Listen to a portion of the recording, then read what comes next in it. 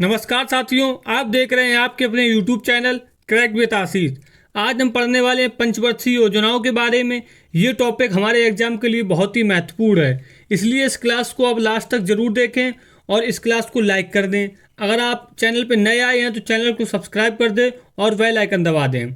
Last में आपसे 5 question पूछूंगा, उनका आंसर आपको कॉमेंट बॉक्स में देना है, इसलिए इस क्लास को आप लास्ट तक जरूर देखिए। चलिए शुरू करते हैं। पंचवर्षीय योजना, पंचवर्षीय योजनाओं के बारे में हम जानेंगे। 5 ईयर प्लान, 5 ईयर प्लान इनको बोलते हैं। पंचवर्षीय योजना के लिए जो योजना आयोग आया था वो 1950 में योजना आयोग आया था। 15 मार्च 1950 को योजना आयोग आया था, तभी से इसका गठन होता है। जो इसके अध्यक्ष होते हैं, प्रधानमंत्री इसके अध्यक्ष होते थे।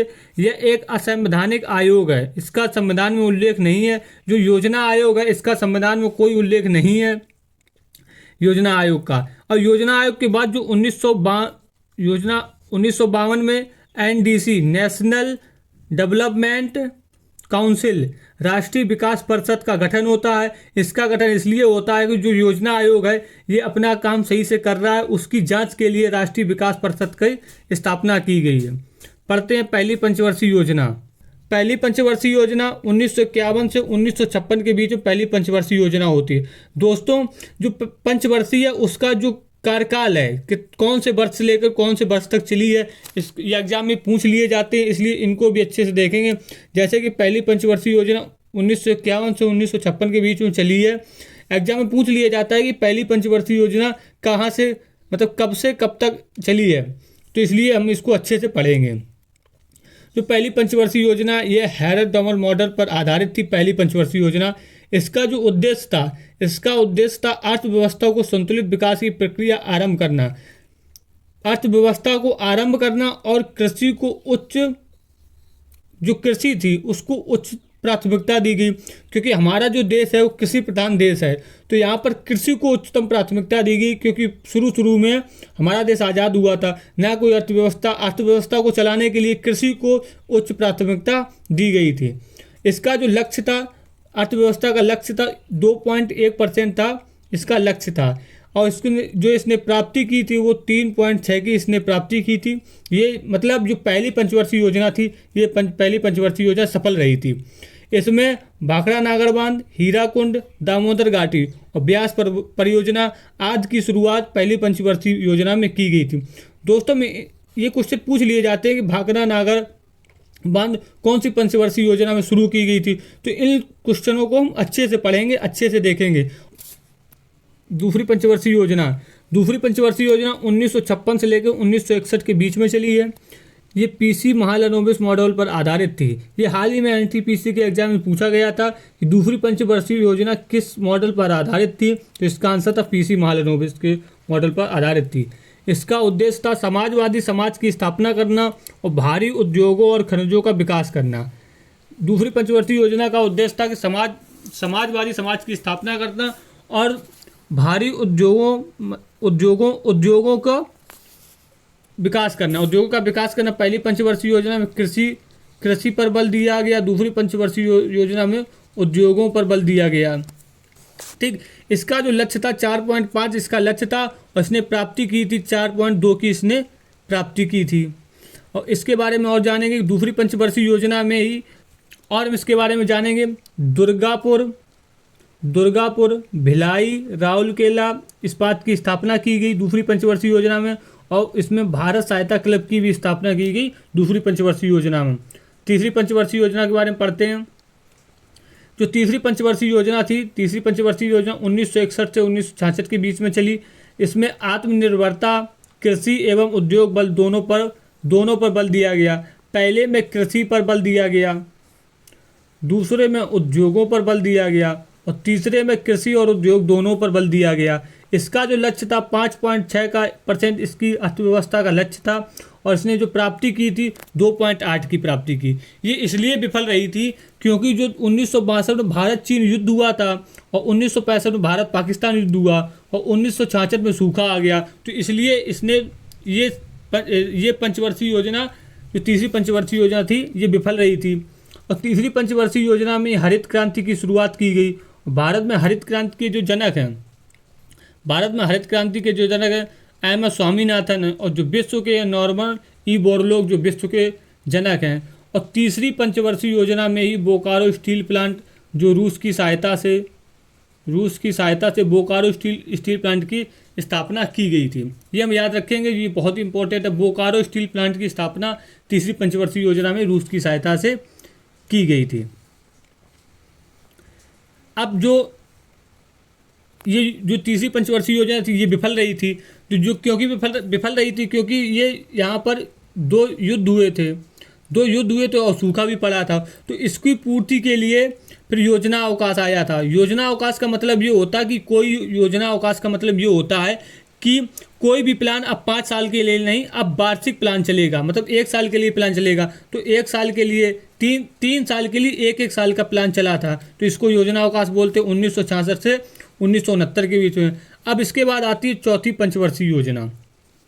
3 साल का अवकाश रहा, फिर उसके बाद आती है चौथी पंचवर्षीय योजना। चौथी पंचवर्षीय योजना के बारे में पढ़ते हैं। चौथी पंचवर्षीय योजना आती है 1969 से 1974 के बीच में। ये जो चौथी योजना थी ये DR गॉडगिल मॉडल पर आधारित थी। इसमें जो उद्देश्य था स्थिरता के साथ आत्मनिर्भरता पर बल दिया गया। इसमें कृषि तथा सिंचाई को महत्व दिया गया चौथी पंचवर्षीय में, और समाजवादी समाज की स्थापना की गई चौथी पंचवर्षीय योजना में। इसमें सर्वाधिक कृषि वृद्धि दर हुई। एग्जाम में कोई क्वेश्चन पूछ लिया जाता है कि सर्वाधिक कृषि वृद्धि दर किस पंचवर्षीय योजना में हुई थी, तो ये चौथी पंचवर्षीय योजना में सर्वाधिक कृषि वृद्धि दर हुई थी।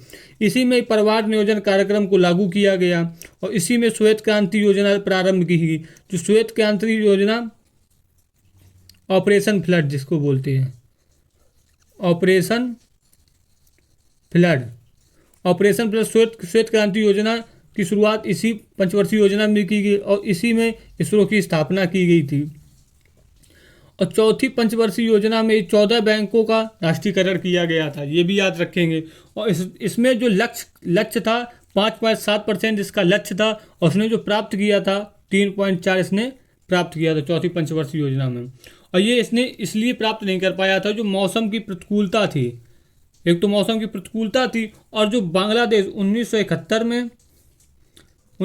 में युद्ध हुआ था भारत पाक का, तो उसमें जो बांग्लादेश से शरणार्थी थे वो भारत में आ गए थे। तो ये जो अर्थव्यवस्था को पूरा करने में असफल रहे थे। पाँचवीं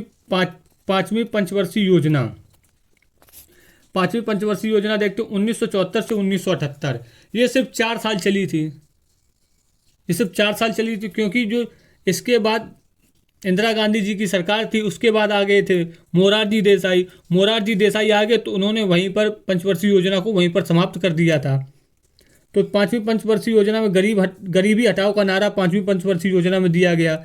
गरीबी एवं बेरोजगारी पर ध्यान दिया गया। पहली बार गरीबी और बेरोजगारी पर ध्यान पंचवर्षीय योजना में दिया गया, और इसी में 20 सूत्री कार्यक्रम शुरू किया गया, जो 1975 में क्वेश्चन पूछ लिया जाता है। NTPC में अभी पूछा गया था कि 20 सूत्री कार्यक्रम किस सन में शुरू किया गया था। इसका आंसर था 1975। और इसी में काम के बदले अनाज, और इसी में नाबार्ड की स्थापना की गई। 5वीं पंचवर्षीय योजना में ही नाबार्ड की स्थापना की गई। इसका जो लक्ष्य था 4.4 था, उसने जो प्राप्त किया था 4.5 प्राप्त किया था। 5वीं पंचवर्षीय योजना 4 साल चली, तो उसके बाद जो रोलिंग प्लान आया, मोरारजी देसाई जी आ गए, उन्होंने रोलिंग प्लान को अपनाया। तो ये 2 साल ये चली, इसको भी योजना अवकाश बोलते हैं। रोलिंग प्लान मोरारजी देसाई ने शासन किया, रोलिंग प्लान चलाया, 2 साल चली। फिर उसके बाद फिर इंदिरा गांधी जी की सरकार आ गई 6वीं पंचवर्षीय योजना में, तो 1980 को ही रोलिंग प्लान समाप्त कर दिया गया। तो वहीं से फिर 6वीं पंचवर्षीय योजना फिर शुरू की जाती है। तो 1980 से 6वीं पंचवर्षीय योजना 1980 से लेकर 1985 तक चलती है। इसका जो उद्देश्य था गरीबी निवारण, रोजगार में वृद्धि, आर्थिक विकास और आधुनिकीकरण पर आत्मनिर्भरता। जो 6वीं पंचवर्षीय योजना थी इसका लक्ष्य था 5.2 का, उसने जो प्राप्त किया 5.7 का। ये चली थी 1980 से लेकर 1985 के बीच में। अब देखते हैं 7वीं पंचवर्षीय योजना। 7वीं पंचवर्षीय योजना 1985 से 1990 के बीच में चलती है। जो 7वीं पंचवर्षीय योजना थी W मिलर मॉडल पर रहती है। इसमें भोजन, काम और उत्पादन का नारा दिया गया। भोजन, काम और उत्पादन का नारा 7वीं पंचवर्षीय योजना में दिया गया। इसी में रोजगार, शिक्षा, स्वास्थ्य पर बल दिया गया। इसमें निजी क्षेत्रों को सार्वजनिक क्षेत्र की तुलना में वरीयता दी गई। जो निजी क्षेत्र हैं उनको सार्वजनिक क्षेत्र की तुलना में वरीयता दी गई। और इसी में जवाहर रोजगार योजना शुरू की गई। ये की गई थी 1989। जवाहर रोजगार योजना 1989 में। इसका जो लक्ष्य था 5% का लक्ष्य था अर्थव्यवस्था को पाने के लिए, और प्राप्ति इसने 6% की। फिर इसके बाद तुरंत फिर योजना अवकाश आता है। योजना अवकाश इसके बाद तुरंत आता है क्योंकि राजनीतिक अस्थिरता आ जाती है। राजनीतिक अस्थिरता आ जाती है तो इसकी वजह से 2 साल का फिर अवकाश देना पड़ा।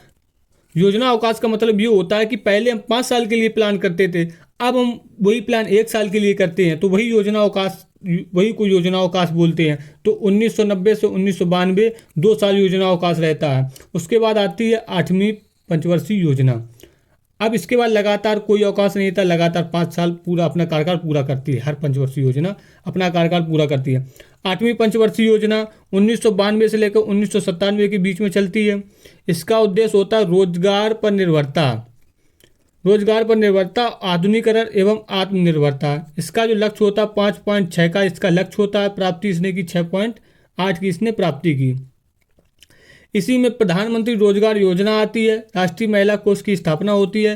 ये दोनों 1993 में इसकी स्थापना होती है। और महिला ढोने की प्रथा को समाप्त किया जाता है। इसी में 8वीं पंचवर्षीय योजना में एलपीजी सिस्टम आता है।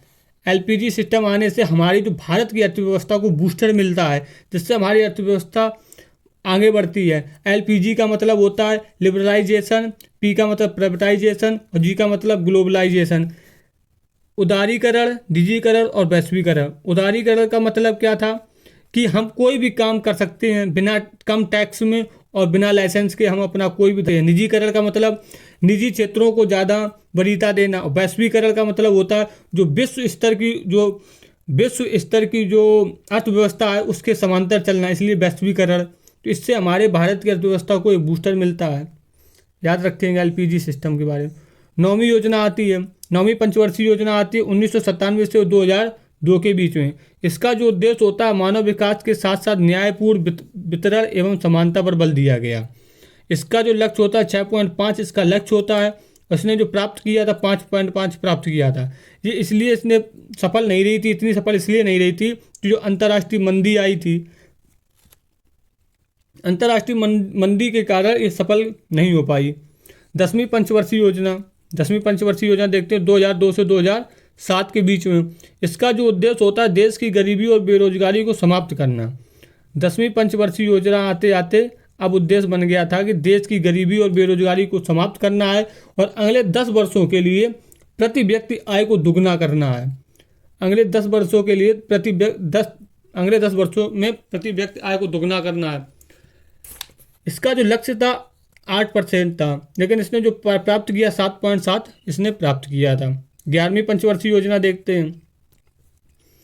11वीं पंचवर्षीय योजना 2007 से लेकर 2012 के बीच में चलती है। उद्देश्य इसका उद्देश्य था तीव्रतम एवं समावेशी विकास।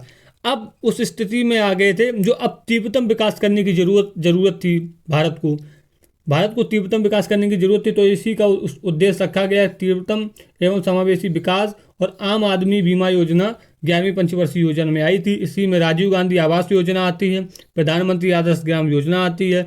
और यह अभी तक जो सबसे उच्चतम वृद्धि दर थी जो 11वीं पंचवर्षीय योजना में थी, अभी तक सबसे उच्चतम वृद्धि दर जिसका लक्ष्य था 9% इसका लक्ष्य था, उसने प्राप्त किया था 8.3%। 8.3% मतलब जो अभी तक सबसे उच्चतम वृद्धि दर 11वीं पंचवर्षीय योजना में ही हुई थी। 12वीं पंचवर्षीय योजना देखते हैं। उद्देश्य था तीव्र और अधिक समावेशी और धारणीय विकास के लिए 12वीं पंचवर्षीय योजना। और इसका जो उद्देश्य था 100% साक्षरता का लक्ष्य। भारत में 100% साक्षरता का लक्ष्य था और 90% लोगों को बैंकों से जोड़ना इसका लक्ष्य था। और यही 12वीं पंचवर्षीय योजना लास्ट पंचवर्षीय योजना थी। इसके बाद ये सब खत्म कर दी गई। और इसके बाद 2014 में बीजेपी की सरकार आती है। तो बीजेपी की सरकार ने पंचवर्षीय योजना को हटा करके नीति आयोग बनाया। नीति आयोग को बनाया 2015 में नीति आयोग को बनाया। दोस्तों अब हम देख लेते हैं कि कौन सी योजना किस वर्ष तक चली है, एग्जाम में पूछ लिया जाता है। तो हम शॉर्ट में ऐसे देख लेते हैं। तो पहली योजना थी 1951 से 1956 के बीच में। दूसरी जो थी 1956 से 1961 के बीच में। तीसरी थी 1961 से 1966 के बीच में। अब इसके बाद आता है अवकाश, क्योंकि 1966 के बाद भारत पाक युद्ध हुआ, भारत चाइना युद्ध हुआ, सूखा पड़ा, तो उसको पूर्ति के लिए 3 साल का अवकाश किया गया। 3 साल का अवकाश हुआ। 3 साल लगातार चलने के बाद 3 साल का अवकाश, ऐसे हम याद रखेंगे। 3 साल पंचवर्षीय योजना लगातार चलने के बाद 3 साल का अवकाश होता है। कब तक? 1966 से 1969 के बीच में। ठीक, अब हम देखते हैं चौथी पंचवर्षीय योजना। चौथी पंचवर्षीय योजना चलती है 1969 से 1974 के बीच में। पांचवी पंचवर्षीय योजना देखते हैं 1974 से 1978 के बीच में। ये सिर्फ 4 साल चलती है, 4 साल चलती है, क्योंकि इंदिरा गांधी जी की सरकार चली जाती है, मोरारजी देसाई आ जाते हैं, वहीं पर वे समाप्त कर देते हैं। ये भी याद रखेंगे। पांचवी पंचवर्षीय योजना 4 साल तक चली थी, ऐसे हम याद रखेंगे। पांचवी पंचवर्षीय योजना 4 साल तक चली थी। फिर इसके बाद 2 साल का अवकाश आता है। पहले 3 साल लगातार चली, 3 साल का अवकाश। अब 2 साल लगातार चली, 2 साल का अवकाश। कब से कब तक? 1978 से 1980 के बीच में अवकाश रहा। ठीक, अब अगला देखते हैं। पांचवी पंचवर्षीय तक हो गया। अब देखते हैं छठवीं पंचवर्षीय। ये कितने कहाँ तक चली थी? 1980 से 1985 के बीच में चली। सातवीं 1985 से 1990 के बीच में चली। अब फिर 2 साल चली, फिर 2 साल का गैप आ गया, फिर 2 साल का गैप आ गया, फिर 2 साल का गैप आ गया 1990 से 1992 के बीच में। ये याद रखेंगे। कैसे याद रखेंगे? शुरू के 3 साल चली, 3 साल का गैप, 2 साल, फिर 2 साल लगातार चली, फिर 2 साल का गैप, फिर 2 साल चली, फिर 2 साल का गैप। अब देखते हैं 8वीं पंचवर्षीय योजना। अब देखते हैं 8वीं पंचवर्षीय योजना। अब देखते हैं 8वीं पंचवर्षीय योजना। 8वीं पंचवर्षीय योजना 1992 से 1997। 9वीं 1997 से, अब लगातार चलेगी, अब कोई गैप नहीं है, 1997 से 2002। और 10वीं पंचवर्षीय योजना 2002 से 2007। 11वीं 2007 से 2012। और 12वीं जो लास्ट थी, 12वीं वो 2012 से 2017। तो हम कैसे याद रखेंगे? कैसे याद रखेंगे? 3 साल के बाद 3 साल का अवकाश, 3 साल का अवकाश, फिर 2 साल चलती, 2 साल के बाद 2 साल का अवकाश, 2 साल का अवकाश, फिर 2 साल चलती है, फिर 2 साल का अवकाश। ऐसे हम याद रखेंगे तो एग्जाम में हमें याद रहने में थोड़ा आसानी रहेगी। ठीक दोस्तों, अब ये 5 क्वेश्चन आपके लिए दिए गए हैं, जिनका आंसर आपको हमें कमेंट बॉक्स में देना है। अगर आपने क्लास अच्छे से ली होगी तो एक कमेंट बॉक्स में आंसर इसके जरूर दोगे। तो पहला क्वेश्चन, पहली पंचवर्षीय योजना का कार्यकाल कितना था? दूसरा क्वेश्चन, पहली पंचवर्षीय योजना का लक्ष्य कितना था? दूसरी पंचवर्षीय योजना किस पर आधारित थी? 5वीं पंचवर्षीय योजना का कार्यकाल क्या था? और 8वीं पंचवर्षीय योजना का कार्यकाल कितना था? इतना का आंसर आपको कमेंट बॉक्स में देना है। इनका आंसर आपको कमेंट बॉक्स में देना है। दोस्तों, अगर क्लास आपको अच्छी लगी है तो इसको लाइक कर दें। अगर आपने अभी तक चैनल को सब्सक्राइब नहीं किया तो सब्सक्राइब कर दें। जय हिंद, मिलते हैं अगले वीडियो में।